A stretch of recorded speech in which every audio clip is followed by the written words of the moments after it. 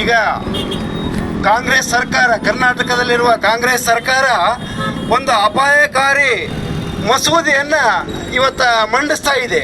ಆ ಮಸೂದೆಯ ವಿರುದ್ಧವಾಗಿ ಇವತ್ತು ಎಂಥ ಅಪಾಯಕಾರಿ ಮಸೂದೆ ಅಂದರೆ, ಈಗ ದ್ವೇಷ ಭಾಷಣ ಮತ್ತು ದ್ವೇಷ ಅಪರಾಧಗಳ ಪ್ರತಿಬಂಧಕ ಕಾಯ್ದೆ ಅಂತಕ್ಕಂಥದ್ದು ಇಡೀ ಒಬ್ಬ ಮನುಷ್ಯನ ಸ್ವಾತಂತ್ರ್ಯವನ್ನು ಕಸಿದುಕೊಳ್ಳುವ ಒಂದು ಕಾಯ್ದೆ ಆಗಿದೆ. ಈ ಕಾಯ್ದೆಯನ್ನು ಜಾರಿಗೊಳಿಸದಂತೆ ಭಾರತೀಯ ಜನತಾ ಪಕ್ಷ ಕರ್ನಾಟಕದಾದ್ಯಂತ ನಾವು ಪ್ರತಿಭಟನೆಯನ್ನು ಮಾಡ್ತಾ ಇದ್ದೇವೆ.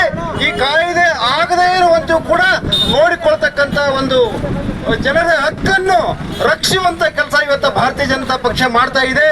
ಇದು ಎಂಥ ಕಾಯ್ದೆ ಅಂತಂದ್ರೆ, ಸಂವಿಧಾನ ಡಾಕ್ಟರ್ BR ಅಂಬೇಡ್ಕರ್ ಅವರ ಮೂಲ ಕನಸಾಗಿರ್ತಕ್ಕಂಥ ವ್ಯಕ್ತಿ ಸ್ವಾತಂತ್ರ್ಯವನ್ನು ಕಸಿದುಕೊಳ್ಳುವ ಒಂದು ಕಾಯ್ದೆ ಆಗಿರ್ತಕ್ಕಂಥದ್ದು.